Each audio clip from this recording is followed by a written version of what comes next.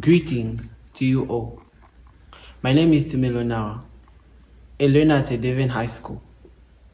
Imagine Dr. R, a medical doctor, goes to see Samantha, a young girl aged 11. She had complained of an acute pain in the right side of her abdomen in the region of her appendix area. Samantha had been vomiting and running several temperatures and had a noticeable swelling over the appendix area. So under these circumstances, Dr. R did what a normal doctor would have done, which is advise the parents of Samantha to take their daughter to the hospital, of which they did. They called for an ambulance to come and collect their daughter to take her to the hospital. Just then, a minister of one of the sects, who made faith healing his specialty, had entered into this family's home. When he was explained to what was happening, he immediately started to rebuke the parents of Samantha, saying they lack faith in God. That is why they are relying on medical means. This man was so demanding such that he made the parents of Samantha feel guilty, and they had no option but to cancel the ambulance transportation of their little girl.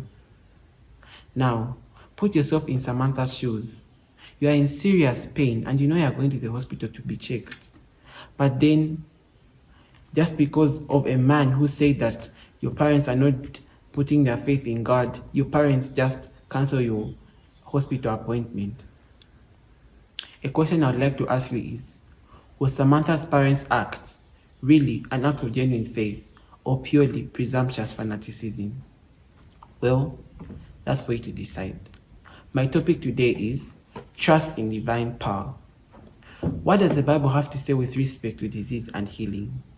Well, the statement, sin is the primary cause of all sickness, is what we believe in as Christians, right? And that had sin not entered the world, then all sickness, death, and pain would not have been known. And that only when the Father comes will all sickness, death, and pain be over, right? What then is the meaning of sickness? In its application to the individual, it cannot be denied that at times sicknesses are permitted by God as a result of sin. But if we base all our arguments that all sicknesses are as a result of sin, then are no different from the Pharisees who in John 9 verse 2 were saying, Jesus, who did sin for this man to be blind? Then Jesus in verse 3 says, it's neither him nor his parents who did sin, but for the works of God to be made manifest in him. Divine healing, what does it consist of? There are many examples of people in the Bible who are sick, but God healed. We look at examples such as Paul, who prayed so he'd be of better use for the master. We look at Jesus, who desired to work while it was still day, for night would come when no man would be allowed to work. We look at James' instruction in James 5 verse 14 to 15, where he says, if any man is sick among you, let him go to the elders who are able to pray for him, and he'll be well. We also look at Naaman in 2 Kings chapter 5, who not until his 7th dip was he made whole. We know that Naaman had leprosy, and he was instructed to dip himself in the mighty river Jordan 7 times. Naaman dipped himself the 1st, 2nd, 4th, 5th, 6th time. Nothing was happening. He would have easily given up, but he decided to dip himself the 7th time. And after he dipped himself the 7th time, his skin was made whole. His skin was as clear as a baby's skin. We know that Naaman was a soldier, and soldiers often go for battles and wars, and they often have scars from the battles and wars. But after Naaman came out of the mighty river Jordan the 7th time, his skin was made whole. All his leprosy had gone. Now, what do all these Bible characters I've mentioned have in common? What do Paul, Naaman have in common? They all had to put in effort for them to be healed. And this effort we're talking about here is faith. So they had to put in faith for them to be healed. Why? Because God was giving the person to be healed an opportunity to show his faith. Then healing happened. So it's first faith, then God's help to the lacking cure. But then, should we insist that all sicknesses be healed? From the standpoint of the Bible, there are 4 classes of sicknesses. Firstly, there are sick people who are sick because of faulty habits have indulged. An example is a layman who Jesus healed. And after he healed him, he said, go and sin no more, lest a worse thing come unto thee. The second class of sickness is sickness so that God's divine power is shown. An example is Paul, who God healed, and after he healed him, he said, you are made whole, and God's divine power was shown. The third class of sickness is sicknesses that you use to prayer and proper treatment. An example is ourselves. Usually when we get sick, we often tend to go in prayer and pray for healing.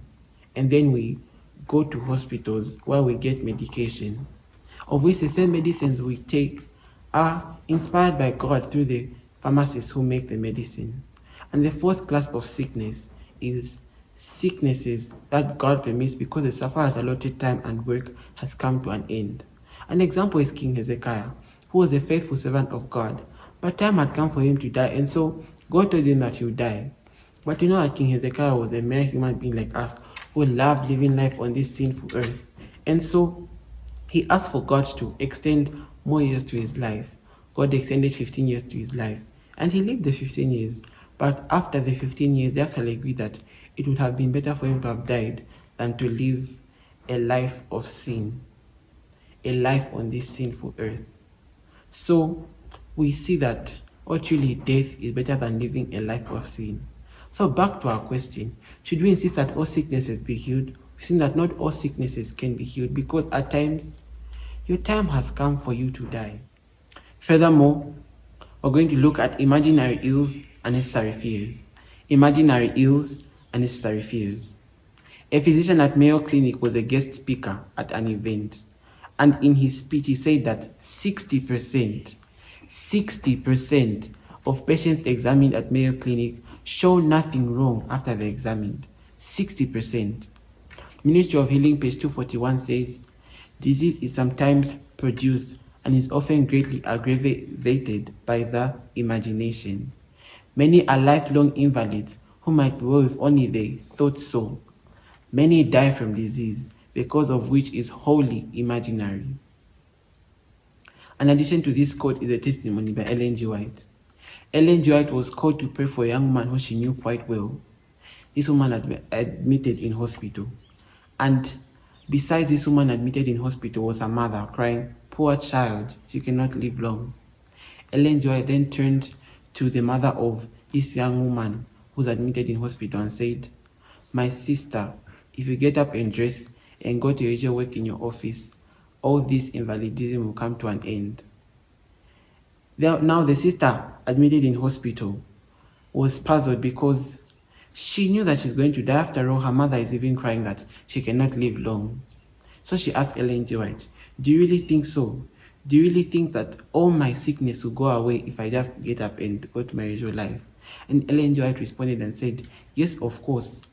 Ellen G. White then turned to the mother who was crying and said, "Your daughter would have died of purely diseased imagination if they had not been convinced of their error." So this woman admitted in hospital got up, dressed, went to her usual work in her office, went to her usual life, and she did not die. Now, diseased imagination this day is termed misinterpretation of symptoms. Oftentimes, we are sick quite alright and we are examined by our most trusted doctors who find nothing wrong in us. We're not convinced because we feel sick and we're not convinced of what our doctors have said. So we often tend to change doctors. So from Dr. A, go to Dr. B, Dr. C, Dr. D, Dr. E, of which all these doctors haven't found anything wrong in us. In the end, our financial resources are just drained. A personal testimony of mine is, last year, I was not feeling well and I was taken to the hospital. Doctors examined me and they found that there was nothing wrong with me. But I was not convinced because it's my body and I was not feeling well. But then the doctor said that I was okay. I had nothing wrong with me. They checked my blood pressure, but everything was just okay. In the end, it was just discovered that it was due to stress because exams were around the corner. Now, people who are like me are encouraged to set their minds at ease and accept the verdict, and to bear in mind that the mind has power over the body. The mind has power over the body. Those are just certain sicknesses that we can prevent or cure by ourselves if only we sleep for regulated hours, we bath before sleeping, a cool bath, we eat healthily and properly, And just like David in Psalm 63 verse 6, we dwell and meditate on God's principles.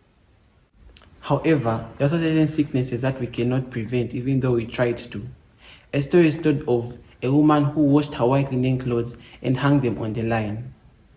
Just then, a truck filled with dirt had passed by and spilled the dirt on her clothes, her white linen clothes.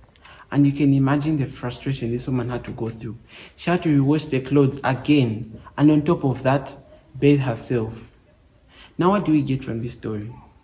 There are times that we can try our best to prevent certain sicknesses from happening to us, but either way we're still prone to be infected by the diseases. An example is COVID-19. We can try our best to mask, social distance, sanitize, but either way we're still prone to getting infected by the virus.